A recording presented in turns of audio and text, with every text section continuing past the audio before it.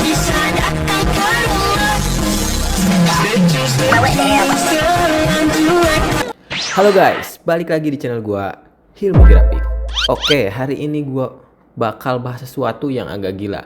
Lo bayangin game konsol yang rilisnya $40 alias 600 ribuan sekarang bisa lo mainin di HP Android cuma dengan harga $2 alias cuma 34.000. Maksud gua bahkan pas diskon kemarin gue beli cuma di harga 5.000 perak, bro. Ini seharga telur 2.000 ya. Yes, di sini gua ngomongin SpongeBob SquarePants The Cosmic Shake. Nah, gue udah mainin game ini selama 2 jam non-stop di HP gue. Nah, sampai HP gue panas banget nih kayak gorengan baru diangkat. Nah, apakah ini portingan terbaik di Android? Atau cuma game ampas yang dipaksain masuk ke mobile? Nah, tonton sampai habis karena gue bakal bedah kenapa harganya bisa jatuh banget nih di Play Store. Oke. Sebelum masuk ke gameplay, kita apresiasi dulu nih ke devnya ya, Handy Game. Mereka ini bukan dev abal-abal ya guys ya. Dulu mereka yang bikin portingan game legendaris PS2 Battle for Bikini Bottom Rehydrate. Yang saking suksesnya itu game, Nickelodeon sama THQ Nordic bilang, "Oke bro, lo bikin game SpongeBob original baru sekarang." Nah, Cosmic Shake ini rilis awal 2023 di PS5 sama PC. Nah, disusul dengan versi Android di akhir 2023. Dan hebatnya, versi Android yang kita mainin ini adalah full portingan, bukan versi lead, bahkan versi mobile yang levelnya dipotong. Ini 100% game yang sama kayak di PS5, pakai Unreal Engine, cuma grafisnya disesuaikan. Gila gak tuh? Oke. Masuk ke 2 jam pertama gue main. Cerita dimulai klasik banget ya. SpongeBob sama Patrick ketemu peramal namanya Cassandra. Dikasih mermaid tears alias gelembung ajaib. Karena mereka bego, maksudnya polos, mereka asal tiup gelembung itu dan boom, realitas robek, bikin retakan-retakan kosmik, Bikini Bottom hancur, teman-temannya hilang, kesedot ke semua portal ya teman-teman. Nah, Patrick berubah jadi balon. Yap, selama game ini lo ditemenin Patrick versi balon yang cuma ngomel-ngomel doang, tapi nggak bisa bantu berantem. Lucu sih, dunia pertama yang gue jelajah itu di sini. Wild West Jellyfish Fields atau padang gurun ladang ubur-ubur. First impression gua sih grafisnya gila ya, tajam parah ini. Tajam parah.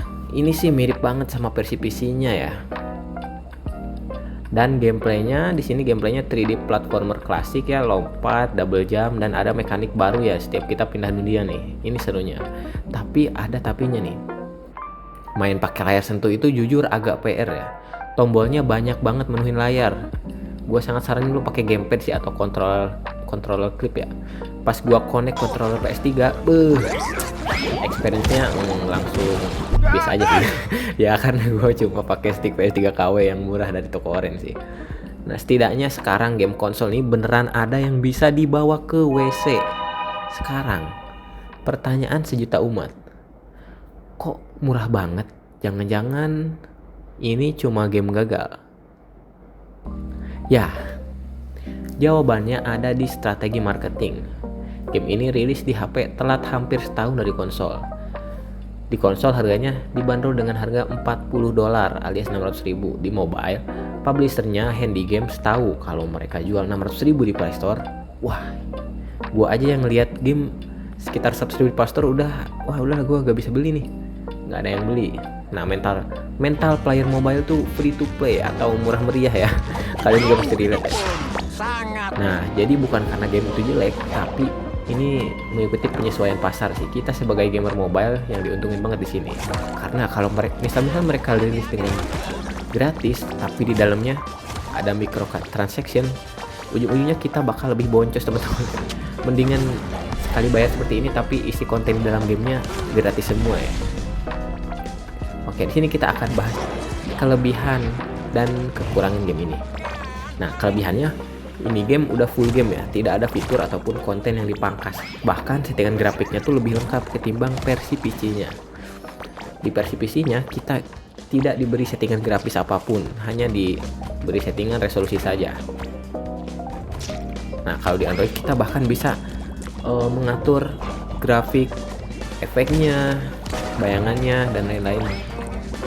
Nah, kelebihan kedua ada voice Indonesianya ya teman-teman. Nah di sini yang bikin kita merasa nostalgia karena kalian semua pasti pernah nonton game SpongeBob, nonton SpongeBob di TV ya sebelum kalian berangkat sekolah tuh waktu SD. Dan ya itu tuh sangat nostalgia sekali ya teman-teman, mendengar voice aktor SpongeBob yang kembali hadir di game ini. Dan game ini tuh murah parah ya, dengan harga $34 ya teman-teman. Ini tuh sangat worth it banget dibeli ketimbang game-game lain yang gratis tapi ujungnya di dalamnya banyak banget microtransaction yang kita harus bayar untuk beli konten game versi fullnya dan lain-lain ya.